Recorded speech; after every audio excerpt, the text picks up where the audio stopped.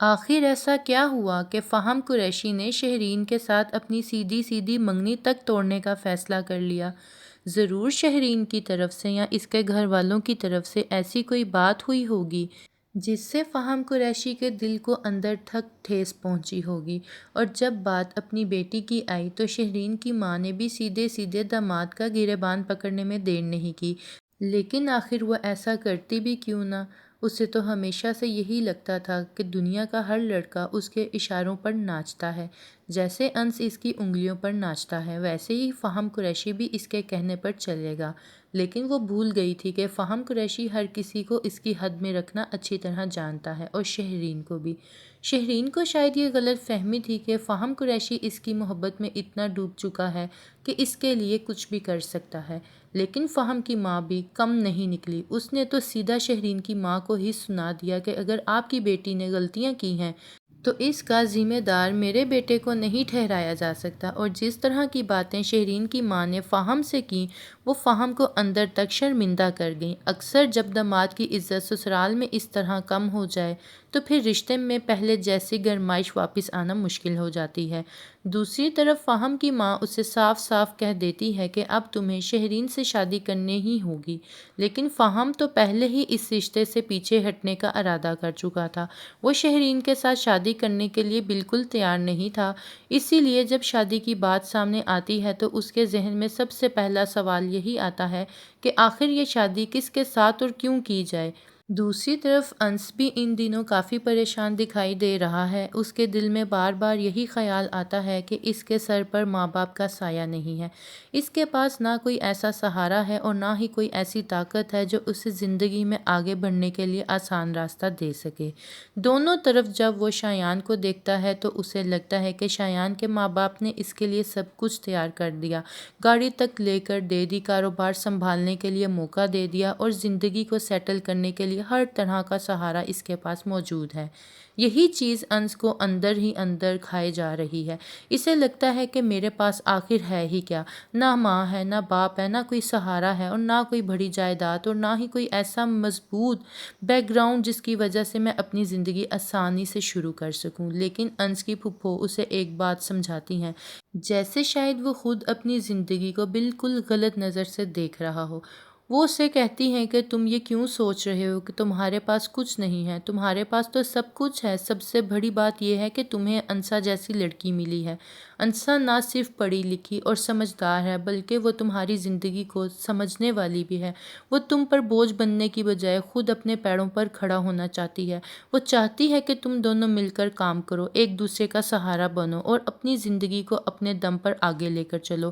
تمہیں تو اس بات پر پریشان ہونے کی بجائے خوش ہونا چاہیے کہ تمہیں ایسی شریک حیات ملی ہے جو مشکل وقت میں تمہارا ہاتھ چھوڑنے کی بجائے تمہارے ساتھ قدم سے قدم ملا کر چلنا چاہتی ہے۔ اور شاید یہی وہ بات ہوتی ہے جو انس کو آہستہ آہستہ احساس دلاتی ہے کہ زندگی میں صرف ماں باپ کی دی ہوئی جائیداد، گاڑی یا پیسہ ہی سب کچھ نہیں ہوتا۔ اگر ساتھ دینے والا انسان اچھا ہو تو دو لوگ مل کر صفر سے بھی اپنی پوری دنیا بنا سکتے ہیں۔ لیکن انس اس بات کو لے کر کافی زیادہ سوچنے لگتا ہے۔ اسے لگتا تھا کہ کہیں ایسا تو نہیں کہ وہ اپنی بیوی کی کمائی پہ انحصار کرنے والا شخص بن جائے گا۔ کیا میں اتنا بھی قابل نہیں کہ میں اپنی بیوی کا خرچ خود اٹھا سکوں؟ لیکن انسا جس طرح اس سے بات کرتی ہے اس کے ساری منفی سوچ آہستہ آہستہ ختم ہونے لگتی ہے۔ اسے احساس ہوتا ہے کہ شاید وہ ضرورت سے زیادہ سوچ رہا ہے۔ اگر دونوں میاں بیوی مل کر کماتے ہیں تو ایک دوسرے کا ساتھ دیتے ہیں، اس میں برائی ہی کیا ہے؟ اور یہی بات انس کو اس سوچ سے باہر نکال دیتی ہے جس میں وہ خود کو اکیلا کمانے والا سمجھ رہا تھا۔ وہیں دوسری طرف مرسلیم، جو انس کے لیے ہمیشہ سے کافی تنگ دل رہا ہے، اپنے بیٹے شایان کے معاملے میں مکمل طور پر بدل چکا ہے۔ بیٹے کو گاڑی تحفے میں دینا ہو یا سیدھا دفتر کا مالک بنا کر بٹھانا ہو، مرسلین نے شایان کے لیے ہر راستہ آسان کر دیا ہے۔ جس قابلیت اور موقع کے لیے انس کو ہمیشہ جدوجہد کرنا پڑی، وہی سب کچھ شایان کو بغیر کسی محنت کے ملتا چلا گیا۔ لیکن مجھے تو ایسا لگتا ہے کہ شایان کے ہاتھ میں آتے ہی یہ پورا کاروبار اب مشکلات میں پھنسنے والا ہے، کیونکہ شایان کے اندر سب سے بڑی کمی اس کا غرور اور دوسروں سے حسد کرنے کی عادت ہے۔ کوئی اس کے خلاف ایک لفظ بھی بول دے تو وہ اسے نوکری سے نکالنے میں ایک سیکنڈ نہیں لگائے گا۔ وہ پہلے بھی لوگوں کے ساتھ ایسا کرتا رہا ہے اور جب اس کے ہاتھ میں اتنی بڑی طاقت آئے گی تو اس کا رویہ اور بھی خطرناک ہونے والا ہے۔ لیکن اس بار انس اور انسا بھی پیچھے ہٹنے والے نہیں ہیں۔ دونوں نے آن لائن کام شروع کرنے کا فیصلہ کر لیا ہے، گھر سے کام کریں گے، ایک دوسرے کا ساتھ دیں گے اور آہستہ آہستہ اپنی زندگی کو اپنے دم پر بہتر بنائیں گے۔ اور یہی چیز شایان کو سب سے زیادہ پریشان کرنے والی ہے۔ شایان کے لیے یہ دیکھنا بالکل آسان نہیں ہوگا کہ انس بغیر کسی کے سہارے اپنے پیروں پر کھڑا ہو رہا ہے اور انسا بھی اس کے مقابلے میں تیزی سے آگے بڑھ رہی ہے۔ اصل مقابلہ تو اب شروع ہوا ہے۔ شایان جتنا نیچے جاتا جائے گا، انس اتنا ہی اوپر اٹھتا جائے گا اور سب سے بڑا جھٹکا شایان کو اس وقت لگے گا جب اسے محسوس ہوگا کہ اس بار بھی انس نے اسے پیچھے چھوڑ دیا ہے اور اس پوری کامیابی میں انسا صرف انس کے ساتھ کھڑی نہیں ہوگی بلکہ کئی جگہوں پر خود آگے بڑھ کر اس سفر کو لیڈ کرتی ہوئی بھی نظر آئے گی۔ یہی بات شایان کے غرور کو سب سے زیادہ چوٹ پہنچائے گی۔ ادھر شایان مسلسل اپنے منگیتر فہم قریشی کو منانے کی کوشش کرتی رہے گی، لیکن فہم کے ذہن میں وہی پرانی بات اٹکی ہوگی۔ اسے اب بھی یاد ہوگا کہ شہرین اسے پارٹی میں چھوڑ کر چلی گئی تھی۔ فہم کے لیے یہ کوئی معمولی بات نہیں تھی۔ وہ شہرین سے صاف کہہ دیتا ہے کہ جس دن تم نے مجھے اس طرح نظر انداز کیا تھا، اس کے بعد میں اتنی آسانی سے کچھ بھی بھول کر تمہارے پاس واپس کیسے آ سکتا ہوں۔ شہرین پہلے تو اپنے والدین سے ہی لڑتی ہے کہ انہوں نے فہم قریشی کو پارٹی ٹھیک طریقے سے کیوں نہیں بلایا۔ وہ رو رو کر شکایت کرتی ہے اگر فہم نہیں آیا تو اس کی وجہ اس کے والدین ہیں۔ لیکن جیسے ہی اس کی فہم سے بات ہوتی ہے، اس کا سارا غصہ چند ہی لمحوں میں ختم ہو جاتا ہے۔ بات کرنے کے بعد شہرین کو خود احساس ہونے لگتا ہے کہ شاید غلطی اس کی تھی۔ اسے اس دن پارٹی میں فہم کو چھوڑ کر نہیں جانا چاہیے تھا اور اسے فہم سے معافی مانگنی چاہیے تھی۔ لیکن فہم بھی اسے اس کی غلطی کا احساس پوری طرح کروا چکا ہوتا ہے۔ وہ صاف کہہ دیتا ہے کہ آخر شہرین یہ ایسے کیسے سوچ لیا کہ وہ اتنے کم وقت میں نوٹس پر برتھ ڈے میں پہنچ جائے گا۔ کیا اس کے پاس کوئی اور کام نہیں ہے؟ کیا اسے فارغ سمجھ لیا گیا ہے اور کیا کسی کو دعوت دینے کا یہی طریقہ ہوتا ہے؟ فہم کی یہ باتیں شہرین کے دل میں اتر جاتی ہیں۔ اسے لگنے لگتا ہے کہ شاید فہم بالکل درست کہہ رہا ہے۔ اس کے والدین کو اسے پہلے سے بتا دینا چاہیے تھا۔ اپنی بیٹی کے لیے تو وہ ہر چیز پہلے سے سوچ لیتے ہیں، لیکن داماد کے مقابلے میں اتنی لاپرواہی آخر کیوں کی گئی؟ دوسری طرف انس جب دادا جان کے پاس بیٹھتا ہے تو دادا جان اس کے چہرے پر صاف مایوسی دیکھ لیتے ہیں۔ وہ اسے سمجھاتے ہیں کہ اس کے ساتھ بہت بڑی ناانصافی ہوئی ہے۔ جس فیکٹری پر آج کسی اور کا اختیار ہے، اگر انس ان کی بات پہلے مان لیتا تو اس پوری جائیداد پر آج اسی کا راج ہوتا۔ لیکن انس کے لیے پیسے اور جائیداد کبھی سب سے بڑی چیز نہیں رہی۔ وہ دادا جان کو صاف کہہ دیتا کہ اسے ان چیزوں کی ضرورت نہیں ہے۔ وہ پہلے بھی کہہ چکا ہے اور آج بھی یہی کہہ رہا ہے کہ اس کے لیے رشتے اور اپنے لوگوں سے زیادہ اہمیت کوئی چیز نہیں رکھتی۔ کروڑوں کی دولت بھی ان رشتوں کی جگہ نہیں لے سکتی جن سے انسان کا دل جڑا ہو۔ انس کی یہی سوچ دادا جان کو ایک طرف خوش کرتی ہے، لیکن دوسری طرف مرسلین اور شازیہ کے رویے پر ان کا غصہ اور بڑھ جاتا ہے۔ وہ انس سے کہتے ہیں کہ بیٹا، تم نے جو نیکی کی ہے، اللہ کسی نہ کسی دن اس کا بدلہ تمہیں ضرور دے گا۔ لیکن ساتھ ہی دادا جان اسے ایک ایسی بات بتاتے ہیں جسے سن کر انس بھی اندر سے ہل جاتا ہے۔ وہ کہتے ہیں کہ اگر تمہیں کبھی یہ معلوم ہوگا کہ مرسلین تمہارے بارے میں اصل میں کیا سوچتا ہے، تو تمہارے پیچھے کیا کیا باتیں ہوتی ہیں، تو شاید تم دوبارہ کبھی اس کے سامنے آنکھ اٹھا کر بھی نہ دیکھ سکو۔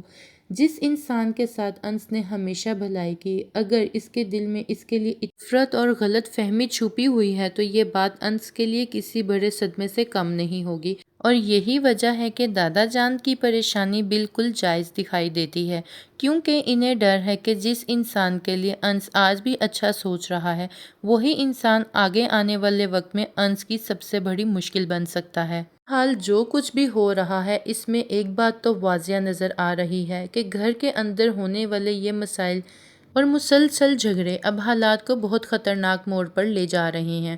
مجھے تو ایسا لگ رہا ہے کہ جلد ہی شایان اور انس کے درمیان ایک بار پھر زبردست ہاتھا پائی ہونے والی ہے، اور اس بار بات صرف لڑائی تک محدود نہیں رہے گی، بلکہ شایان غصے میں آ کر انس کے ساتھ گھر کے دوسرے افراد سے بھی بدتمیزی کر بیٹھے گا۔ اس کے بعد شایان غصے میں گھر سے نکل جائے گا، لیکن یہی غصہ شاید اس کے لیے بہت بڑی مصیبت بن جائے گا، کیونکہ یہاں ایک طرف امکان ہے کہ جلد بازی اور غصے میں گاڑی چلاتے ہوئے شایان کا دوبارہ سے ایکسیڈنٹ ہو جائے گا، جبکہ دوسری طرف یہ بھی ہو سکتا ہے کہ انسا یا پولیس اس کے خلاف کوئی ایسا قدم اٹھا لے جس کی وجہ سے شایان کو سیدھا حراست میں لے لیا جائے، اور اگر ایسا ہوا تو جب کرسی پہ شایان کو بیٹھنے کے لیے اتنی بڑی تیاری کی جا رہی ہے، وہ کرسی اسی طرح خالی رہ جائے گی، بلکہ حالات اگر مزید خراب ہوئے تو ممکن ہے شایان کو اتنی بڑی قیمت چکانی پڑے وہ لمبے عرصے تک جیل سے باہر ہی نہ آ سکے۔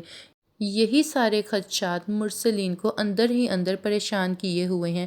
اسے ڈر ہے کہ کہیں اپنے بیٹے کی محبت میں کیے گئے فیصلے ہی شایان کے لیے سب سے بڑی مصیبت نہ بن جائیں، لیکن دوسری طرف شایان کو دیکھیں تو وہ ان تمام باتوں سے بالکل بے فکر اور بہت خوش نظر آ رہا ہے، جیسے اسے آنے والے طوفان کا ذرا بھی اندازہ نہیں ہے۔ ادھر فہم قریشی اور شہرین کے درمیان بھی حالات کچھ بہتر ہوتے دکھائی نہیں دے رہے۔ شہرین کا بار بار فہم کو کال کرنا اور اس کے مسلسل انکار کے باوجود اسے منانے کی کوشش کرنا فہم کو بالکل پسند نہیں آ رہا۔ آخر کار فہم غصے میں اسے صاف کہہ دیتا ہے، اگر میں نے تمہارا فون نہیں اٹھایا تو تمہیں سمجھ جانا چاہیے کہ میں تم سے بات نہیں کرنا چاہتا، لیکن شہرین بار بار کال کرتی رہتی ہے، جس کی وجہ سے فہم کے غصے میں مزید اضافہ ہو جاتا ہے۔ وہ شہرین کو یہ احساس دلانے کی کوشش کرتا ہے کہ بار بار فون کرنے سے تم نے خود ہی اپنی عزت کم کی ہے۔ فہم کے اس رویے سے شہرین اندر سے بہت زیادہ ٹوٹ جاتی ہے۔ اسے لگتا ہے کہ فہم نے سب کے سامنے اس کی توہین کر دی ہے، لیکن شہرین بھی خاموش رہنے والوں میں سے نہیں ہے۔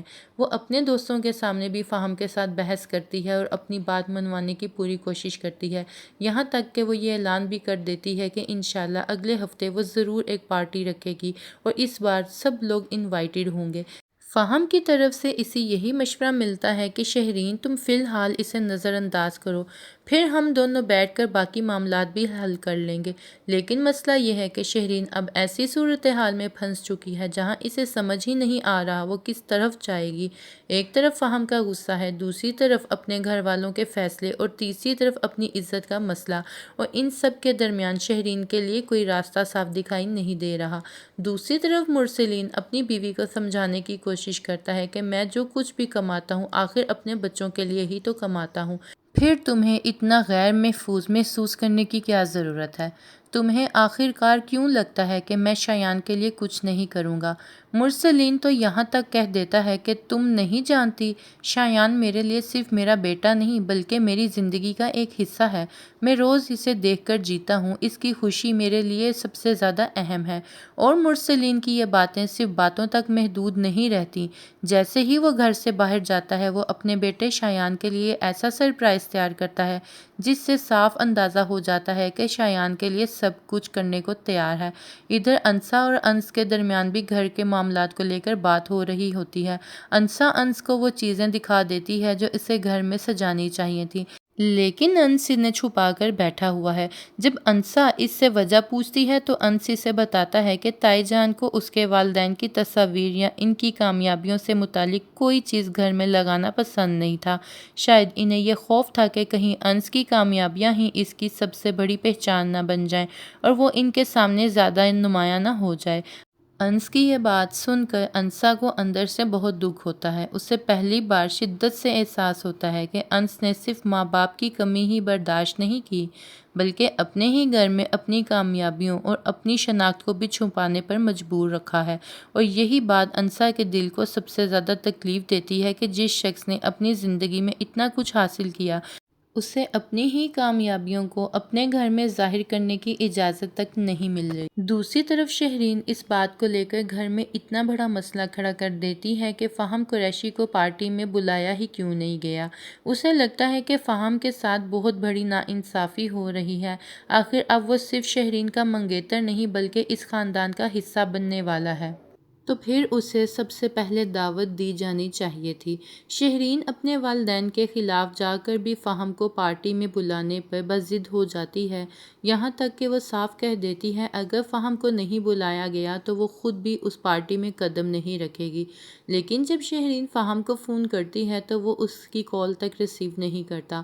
شہرین پھر اپنے والدین کے فون سے جب کال کرتی ہے تو فہم اس بار فون اٹھا لیتا ہے، لیکن وہ پھر بھی بڑے آرام سے شہرین کو بتا دیتا ہے کہ میں اس وقت اپنے بھائی کے ساتھ وقت گزار رہا ہوں، ہم دونوں مل کر فٹ بال دیکھ رہے ہیں، اس لیے میں تمہاری پارٹی میں شامل نہیں ہو سکتا۔ فہم تو اپنی طرف سے صاف انکار کر دیتا ہے، لیکن شہرین اس بات کو اتنا بڑا مسئلہ بنا دیتی ہے کہ اس معاملے پر پارٹی سے نکل کر پورے خاندان کے درمیان جھگڑے تک پہنچ جاتی ہے۔ بات اتنی بڑھ جاتی ہے کہ فہم خود ان کے گھر پہنچ جاتا ہے اور وہاں آ کر بھی شدید غصے میں اپنی ناراضگی کا اظہار کرتا ہے۔ اسے لگتا ہے کہ اس خاندان میں اس کی کوئی قدر نہیں ہے، اسے بار بار نیچا دکھایا جا رہا ہے اور اسے وہ مقام نہیں دیا جا رہا جو ایک ہونے والے داماد کو ملنا چاہیے۔ فہم یہاں تک کہہ دیتا ہے کہ تم لوگوں کو رشتے نبھانے ہی نہیں آتے، اگر یہی رویہ رکھنا تھا تو پھر ایسے رشتے داری کا کیا فائدہ؟ میں ہر بار تم لوگوں کی طرف سے ہونے والی بے عزتی برداشت نہیں کر سکتا۔ فہم کی یہ باتیں سن کر ماحول پہلے ہی خراب ہوتا ہے اور خراب ہو جاتا ہے، لیکن اسی دوران مرسلین کا غصہ بھی قابو سے باہر ہو جاتا ہے۔ وہ غصے میں فہم سے کچھ ایسے الفاظ کہہ دیتا ہے جو فہم کے دل پر بہت گہرا اثر چھوڑ جاتے ہیں۔ فہم بھی مزید ایک لمحہ وہاں رکنا نہیں چاہتا، وہ غصے میں وہاں سے جانے لگتا ہے، لیکن شہرین اسے روکنے کی پوری کوشش کرتی ہے۔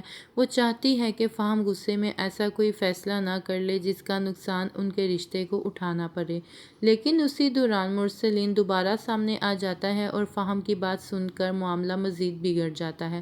فہم بھی اس موقع پر خاموش نہیں رہتا، وہ غصے میں شہرین سے کہتا ہے کہ تمہارے ابو ہر بات پر مجھے چیلنج کرتے ہیں اور میں ایسا انسان نہیں ہوں کہ کوئی مجھے چیلنج کرے اور میں اسے قبول نہ کروں۔ تمہارے ابو نے خود کہا کہ ہم ایسے رشتے داری نہیں چاہتے جس میں ہر وقت ہمیں تانے ہی دیے جائیں یا میری بیٹی کو پریشان کیا جائے۔ تو پھر ٹھیک ہے، اگر انہیں یہ رشتہ پسند نہیں ہے تو میں بھی یہ رشتہ نہیں رکھنا چاہتا۔ اور پھر فہم وہ فیصلہ سنا دیتا ہے جس کا شاید شہرین نے خواب میں بھی نہیں سوچا ہوتا۔ وہ اپنی انگلی سے وہ منگنی کی انگوٹھی اتار دیتا ہے جو شہرین نے اسے پہنائی تھی اور صاف کہہ دیتا ہے کہ یہ انگوٹھی اب تمہیں واپس کرتا ہوں، تمہارے ساتھ میری منگنی ختم ہو چکی ہے۔ فہم کے منہ سے یہ الفاظ نکلتے ہی شہرین کے پیروں تلے سے زمین نکل جاتی ہے، لیکن بات ابھی ختم نہیں ہوئی ہوتی کیونکہ پیچھے سے مرسلین دوبارہ فہم پر چیخنے چلانے لگتا ہے، اور یہی وہ لمحہ ہوتا ہے جب شہرین پہلی مرتبہ اپنے باپ کے سامنے کھڑی ہو جاتی ہے۔ وہ مرسلین کو صاف کہہ دیتی ہے کہ ابو، اس بار آپ نے بالکل غلط کیا ہے۔ شہرین کو اب یقین ہو چکا ہوتا ہے کہ اس کے والد کو شروع سے ہی فہم اور اس کے رشتے سے خوشی نہیں تھی، اسی لیے وہ ہر موقع پر فہم کے ساتھ الجھتے رہتے ہیں اور آج بھی ان کے ان رویے نے ان کے ہاتھوں بنا بنایا رشتہ برباد کر دیا ہے۔ شہرین اپنے والد سے کہتی ہے کہ آپ نے یہ سب جان بوجھ کر خراب کیا ہے، آپ کو پہلے ہی دن سے فہم پسند نہیں تھا اور آج آپ نے اسی ضد اور غصے کی وجہ سے میری منگنی ٹوٹ گئی ہے۔ اب شہرین کے لیے سب سے بڑا سوال یہی تھا کہ کیا فہم قریشی اسے چھوڑ کر چلا جائے گا یا پھر اس کے رشتے کو بچانے کے لیے کوئی آخری راستہ ابھی بھی باقی ہے۔ ادھر شہرین روتی چیختی اور چلاتی ہوئی اندر آ جاتی ہے اور سیدھا اپنی ماں شازیہ کے پاس پہنچتی ہے۔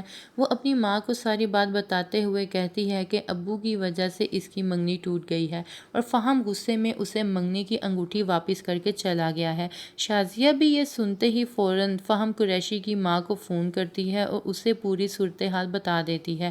وہ کہتی ہے کہ تمہارا بیٹا فہم غصے میں آ کر بہت کچھ کر گیا ہے اور اس نے شہرین کو منگنی کی انگوٹھی تک واپس کر دی ہے، یعنی فہم کے گھر پہنچنے سے پہلے ہی اس کی ماں کو شہرین کی طرف سے پوری کہانی معلوم ہو جاتی ہے۔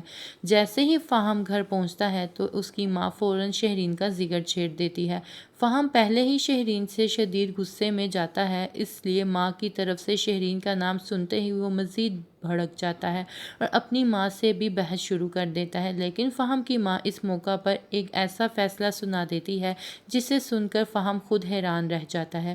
وہ کہتی ہے کہ میں اب سوچ رہی ہوں کہ تمہاری شادی کر ہی دوں اور وہ بھی بہت جلدی، تاکہ اس رشتے کو مزید لٹکایا نہ جائے۔ فہم فوراً کہتا ہے کہ میں ابھی شادی نہیں کرنا چاہتا، اس سے شاید یہی یہی لگ رہا ہوتا ہے کہ اس کی ماں کو اصل حقیقت کا کچھ بھی اندازہ نہیں ہے۔ وہ صاف کہہ دیتا ہے کہ میں اس وقت یہ شادی نہیں کرنا چاہتا، آخر آپ میری شادی کس سے کر رہی ہیں؟ فہم کی ماں بڑے اطمینان سے جواب دیتی ہے کہ شہرین سے ہی تمہاری شادی کر رہی ہوں، لیکن یہ سن کے فہم مزید سخت لہجے میں کہتا ہے کہ میں یہ شادی ہرگز نہیں کرنا چاہتا۔ فہم کی ماں اس سے وجہ پوچھتی ہے کہ آخر تم شہرین سے شادی کیوں نہیں کرنا چاہتے، لیکن فہم اس سوال کا کوئی واضح جواب نہیں دیتا، وہ بس یہی کہہ دیتا ہے کہ وہ یہ شادی نہیں کرنا چاہتا۔ لیکن فہم کی ماں بھی فیصلہ کر چکی ہوتی ہے کہ وہ صاف الفاظ میں کہہ دیتی ہے کہ یہ شادی ہو کر رہے گی اور اسی مہینے ہو کر رہے گی، اب اس شادی کو مزید لیٹ نہیں کیا جائے گا۔ یعنی فہم چاہے جتنا انکار کرے، اس کی ماں اس رشتے کو ختم کرنے کے لیے بالکل تیار نہیں ہے۔ دوسری طرف شہرین کے گھر میں بھی ایک الگ محاذ کھڑا ہو جاتا ہے۔ شازیہ گھر والوں کے سامنے یہی بات کر رہی ہوتی ہے کہ فہم کوئی اچھا لڑکا نہیں ہے۔ وہ شہرین کو سمجھاتی ہے کہ تم نے اپنے باپ کی بات کو اہمیت نہیں دی، تم نے اپنی مرضی سے فیصلہ کر لیا اور آج دیکھ لو، فہم نے تمہارے ساتھ منگنی توڑ کر تمہیں چھوڑ دیا۔ شازیہ اسے یہ سمجھانے کی کوشش کرتی ہے کہ جو لڑکا ہر چھوٹی سے چھوٹی بات کو بار بار پکڑ کر بیٹھ جائے وہ اچھا شوہر ثابت نہیں ہو سکتا۔ ہر وقت تانے دینا، معمولی باتوں کو مسئلہ بنانا اور سسرال کے معاملات کو لے کر عورت کو بار بار احساس دلانا کہ تم نے یہ غلط کیا، تم نے وہ غلط کیا، یہ سب ایک مرد کی اچھی عادتیں نہیں ہیں۔ شازیہ کے مطابق فہم نے یہی حرکتیں کی ہیں۔ اگر اسے دیر سے دعوت دی گئی یا دعوت دینے کا موقع یا طریقہ اسے پسند نہیں آیا تو اسے اس معاملے کو اتنا بڑھانا نہیں چاہیے تھا۔ اسے شہرین اور اس کے گھر والوں سے اس انداز میں بات نہیں کرنی چاہیے تھی۔ شازیہ تو یہاں تک کہتی ہے کہ جو مرد سسرال میں بار بار اپنی چھوٹی چھوٹی باتوں اور غصے کی وجہ سے اپنی عزت خود خراب کر لیتے ہیں، آخر کار ایسے لوگ اسی نظر سے دیکھے جاتے ہیں۔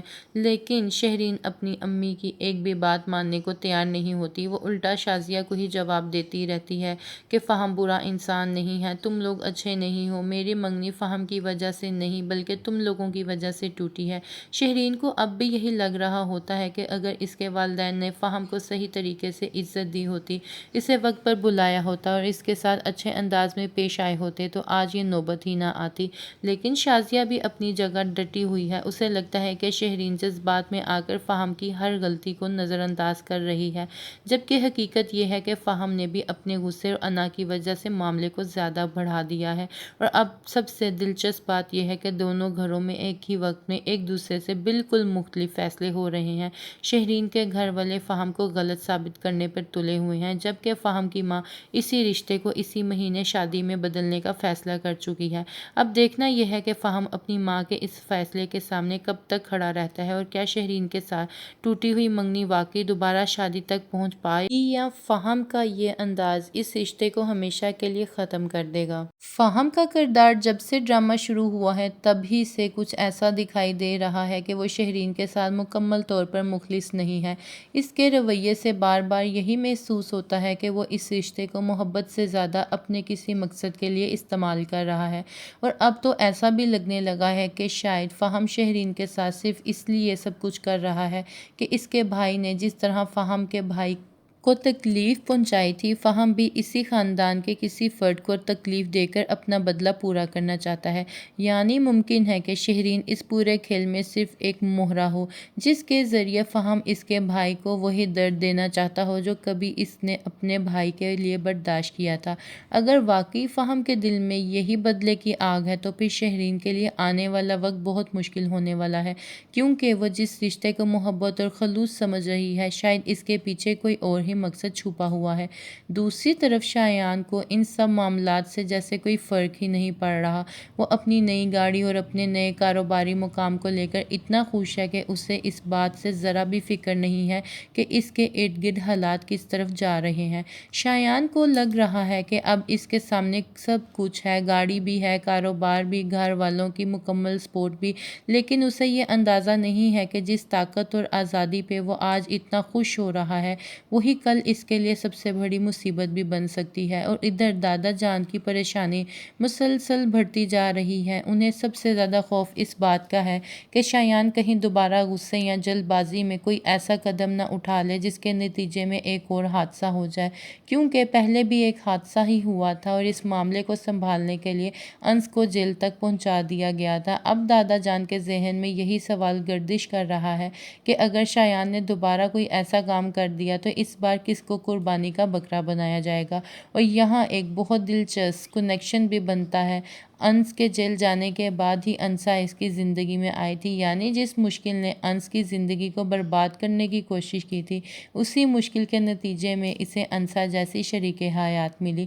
لیکن ابھی انسا کے ساتھ ہونے والی ناانصافی کا حساب بھی پورا نہیں ہوا، اس کے حق میں انصاف ہونا ابھی باقی ہے۔ اور اسی دوران ایک نیا مسئلہ سامنے آ گیا ہے۔ اب دیکھنا یہ ہے کہ اگلا وار کس پر ہوتا ہے، شایان اپنے کیے کا ذمہ دار خود بنتا ہے یا ایک بار پھر کسی بے قصور کو اس کی غلطیوں کی سزا بھگتنی پڑتی ہے، کیونکہ حالات کو دیکھ کر تو یہی لگ رہا ہے کہ آنے والی قسطوں میں شایان کی خوشیاں زیادہ دیر تک قائم نہیں رہنے والی ہیں۔ تو آخر کار کہانی اب اس مقام پر پہنچ چکی ہے جہاں ہر کردار اپنی اپنی جگہ ایک بہت بڑے امتحان سے گزر رہا ہے۔ ایک طرف انس ہے جو اس بات کو لے کر اندر ہی اندر ٹوٹ رہا ہے کہ اس کے سر پر ماں باپ کا سایہ نہیں ہے، اس کے پاس نہ کوئی ایسا مضبوط سہارا ہے اور نہ ہی وہ چیزیں ہیں جو شایان کو اپنے والدین کی طرف سے آسانی سے مل گئی ہیں۔ شایان کو دیکھ کر تو اس کے والدین نے اس کے لیے گاڑی تک لے دی، کاروبار کی اتنی بڑی ذمہ داری اس کے ہاتھ میں دے دی اور اسے ایسا محسوس کروا دیا جیسے زندگی میں آگے بڑھنے کے لیے اسے کسی چیز کی کمی ہی نہیں۔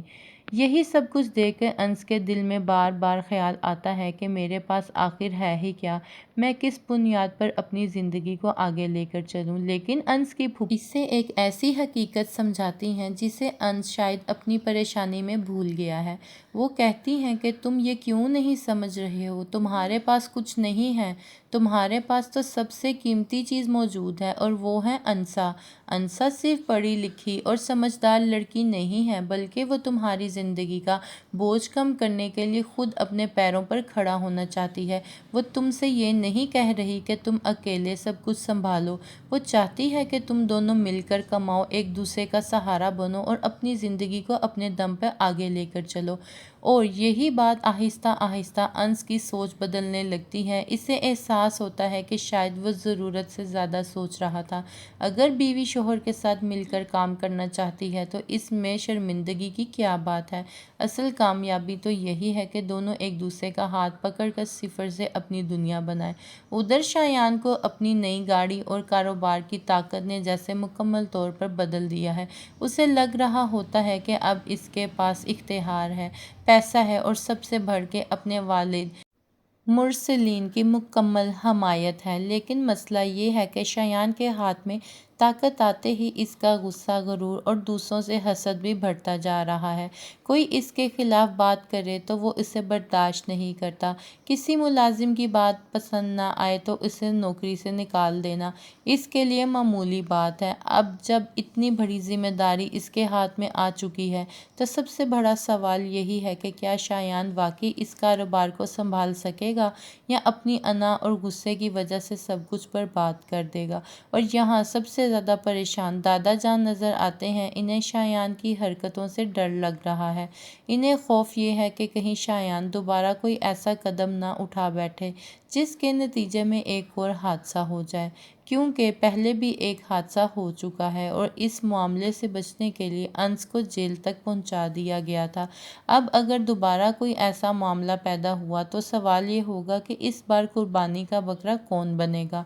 اور شاید سب سے دلچسپ بات یہ ہے کہ انس کے جیل جانے کے بعد انسا اس کی زندگی میں آئی تھی، یعنی جس مصیبت نے انس کی زندگی کو توڑنے کی کوشش کی، اسی مصیبت کے ذریعے اسے انسا جیسی شریک حیات مل گئی۔ لیکن انسا کے ساتھ ہونے والی ناانصافی کا حساب ابھی باقی ہے، اس کا انصاف بھی ہونا باقی ہے اور اسی دوران ایک نیا مسئلہ سامنے آ چکا ہے۔ دوسری طرف شہرین اور فہم قریشی کا رشتہ بھی اب بہت خطرناک موڑ پر پہنچ چکا ہے۔ شہرین اس بات کو بالکل برداشت نہیں کر پاتی کہ فہم کو پارٹی میں پہلے سے دعوت کیوں نہیں دی گئی؟ اسے لگتا ہے کہ فہم اب صرف اس کا منگیتر نہیں بلکہ اس خاندان کا ہونے والا حصہ ہے، اس لیے اسے سب سے پہلے عزت کے ساتھ بلانا چاہیے تھا۔ شہرین اپنے والدین کے خلاف جا کر بھی فہم کو پارٹی میں بلانے پہ اصرار کرتی ہے اور یہاں تک کہہ دیتی ہے کہ اگر فہم نہیں آئے گا تو میں بھی پارٹی میں نہیں آؤں گی، لیکن جب شہرین فہم کو فون کرتی ہے تو وہ فون نہیں اٹھاتا۔ آخر کار جب شہرین اپنے والد کے فون سے کال کرتی ہے تو فہم فون اٹھا لیتا ہے، لیکن اسے صاف بتا دیتا ہے کہ وہ اس وقت اپنے بھائی کے ساتھ وقت گزار رہا ہے اور دونوں مل کر فٹ بال دیکھ رہے ہیں، اس لیے وہ شہرین کی پارٹی میں بھی شامل نہیں ہو سکتا۔ فہم تو اپنی طرف سے بات ختم کر دیتا ہے، لیکن شہرین اس انکار کو بالکل برداشت نہیں کر پاتی۔ اسے لگتا ہے کہ فہم کو پارٹی میں بلانے کے معاملے میں اس کے ساتھ بہت بڑی ناانصافی ہوئی ہے۔ وہ اپنے والدین کے خلاف کھڑی ہو جاتی ہے اور کہتی ہے کہ فہم اب صرف اس کا منگیتر نہیں بلکہ اس خاندان کا حصہ ہے، اس لیے اس سے عزت کے ساتھ سب سے پہلے دعوت دی جانی چاہیے تھی۔ بات اتنی بڑھ جاتی ہے کہ فہم خود ان کے گھر پہنچ جاتا ہے اور وہاں آ کر اپنی ناراضگی کا کھل کر اظہار کرتا ہے۔ وہ کہتا ہے کہ اس گھر میں میری کوئی قدر نہیں، مجھے ہر موقع پر نیچا دکھایا جاتا ہے اور تم لوگوں کو رشتے نبھانے کا طریقہ ہی نہیں آتا۔ فہم کے الفاظ مرسلین کو بھی غصہ دلا دیتے ہیں اور دونوں کے درمیان بحث شدت اختیار کر جاتی ہے۔ مرسلین غصے میں فہم کو بہت کچھ کہہ دیتا ہے جو اس کے دل پر بہت گہرا اثر چھوڑتے ہیں۔ فہم وہاں سے جانے لگتا ہے لیکن شہرین اسے روکنے کی کوشش کرتی ہے۔ وہ نہیں چاہتی تھی کہ غصے میں فہم کوئی ایسا فیصلہ کر لے جس سے ان کا رشتہ ہمیشہ کے لیے ختم ہو جائے۔ لیکن فہم بھی اس بار پیچھے ہٹنے کو تیار نہیں ہوتا۔ وہ شہرین سے کہتا ہے کہ تمہارے ابو ہر بار مجھے چیلنج کرتے ہیں اور میں ایسا انسان نہیں ہوں جو کسی کے چیلنج سے پیچھے ہٹ جاؤں۔ وہ صاف کہہ دیتا ہے کہ اگر تمہارے ابو کو یہ رشتہ پسند نہیں تھا تو پھر ٹھیک ہے، میں بھی یہ رشتہ نہیں رکھنا چاہتا، اور پھر فہم اپنی انگلی سے وہ منگنی کی انگوٹھی اتار دیتا ہے جو شہرین نے اسے پہنائی تھی اور اسے واپس کرتے ہوئے کہتا ہے کہ تمہارے ساتھ میری منگنی ختم ہو چکی ہے۔ شہرین کے لیے یہ لمحہ کسی صدمے سے کم نہیں ہوتا۔ وہ روتی ہوئی اندر جاتی ہے اور اپنی امی شازیہ کو بتاتی ہے کہ ابو کی وجہ سے اس کی منگنی ٹوٹ گئی ہے اور فہم اسے انگوٹھی واپس کر کے چلا گیا ہے۔ شازیہ فوراً فہم کی ماں کو فون کرتی ہے اور پوری صورتحال بتا دیتی ہے۔ فہم کے گھر پہنچنے سے پہلے ہی اس کی ماں کو سب کچھ معلوم ہو چکا ہوتا ہے۔ جیسے ہی فہم گھر آتا ہے اس کی ماں شہرین کا ذکر کرتی ہے۔ فہم پہلے ہی غصے میں ہوتا ہے، اس لیے وہ اپنی ماں سے بھی کچھ الجھنے لگتا ہے، لیکن فہم کی ماں اچانک ایک فیصلہ سنا دیتی ہے جس سے فہم حیران رہ جاتا ہے۔ وہ کہتی ہے کہ اب میں تمہاری شادی جلد کرنا چاہتی ہوں، اور وہ بھی شہرین کے ساتھ۔ فہم فوراً کہہ دیتا ہے کہ میں ابھی شادی نہیں کرنا چاہتا۔ ماں پوچھتی ہے کہ آخر کس سے شادی کرنا نہیں چاہتے، تو فہم صاف کہتا ہے کہ میں شہرین سے شادی نہیں کرنا چاہتا، لیکن وہ کوئی وجہ نہیں بتاتا۔ اس کی ماں بھی فیصلہ سنا دیتی ہے کہ شادی ہوگی، اسی مہینے ہوگی، اب اس شادی کو مزید ڈیلے نہیں کیا جائے گا، اور یہی جگہ فہم کے کردار کو مزید مشکوک بنا دیتی ہے، کیونکہ شروع سے ہی وہ ایسے رویے سے یہی محسوس ہوتا ہے کہ وہ شہرین کے ساتھ مکمل طور پر مخلص نہیں ہے۔ ایسا لگتا ہے کہ شاید فہم اس راستے میں محبت سے زیادہ کسی بدلے کی وجہ سے موجود ہے۔ ممکن ہے کہ وہ شہرین کے ذریعے اس کے بھائی کو وہی تکلیف دینا چاہتا ہو جو کبھی اس کے بھائی نے فہم کے بھائی کو دی تھی۔ اگر واقعی فہم کے دل میں بدلے کی آگ ہے تو شہرین اس پورے کھیل میں صرف ایک مہرہ بن سکتی ہے، اور اسے اس حقیقت کا اندازہ شاید بہت دیر سے ہوگا۔ دوسری طرف شایان کو اپنی نئی گاڑی اور کاروبار نے جیسے بدل دیا ہے۔ اسے لگتا ہے کہ وہ سب سے طاقتور ہے، لیکن اسے اندازہ نہیں ہے کہ یہی غرور آگے چل کر اس کی سب سے بڑی کمزوری بن سکتا ہے۔ دادا جان کو پہلے سے ہی خدشہ ہے کہ شایان کہیں غصے میں دوبارہ کوئی ایسا قدم نہ اٹھا لے جس سے ایک اور حادثہ ہو جائے، کیونکہ پہلے بھی ایک حادثہ ہی ہوا تھا۔ مجھے تو ایسا لگ رہا ہے کہ آنے والے وقت میں شایان اور انس کے درمیان ایک بار پھر زبردست ٹکراؤ ہونے والا ہے۔ شایان غصے میں انس کے ساتھ ساتھ گھر والوں سے بھی بدتمیزی کر سکتا ہے اور غصے میں گھر سے نکل جائے گا۔ آنے والے وقت میں شایان کے پاس گاڑی بھی ہوگی، کاروبار بھی ہوگا اور والدین کا سہارا بھی، لیکن انس کے پاس وہ چیزیں نہیں ہوں گی۔ لیکن اب دیکھنا یہ ہے کہ اس جنگ میں آخر کار جیت کس کی ہوتی ہے۔ کیا شایان اپنی ہی غلطیوں کی وجہ سے نیچے جائے گا؟ کیا انس اور انسا اپنی محنت سے شایان سے آگے نکل جائیں گے؟ کیا فہم واقعی شہرین سے محبت کرتا ہے یا اس کے دل میں صرف اپنے بھائی کا بدلہ ہے، اور سب سے بڑا سوال، کیا شہرین کو وقت رہتے فہم کی اصل حقیقت معلوم ہو جائے گی؟ یہ تمام سوالات اب آنے والی قسطوں کو مزید دلچسپ بنانے والے ہیں۔ اگر آپ کو آج کی یہ ویڈیو پسند آئی ہے تو ویڈیو کو لائک ضرور کریں، اپنے دوستوں اور فیملی کے ساتھ شیئر کریں، اور ایسی ہی مزید ڈرامہ ایپیسوڈز اور کہانیوں کے لیے ہمارے چینل کو سبسکرائب کرنا مت بھولیں۔ شکریہ۔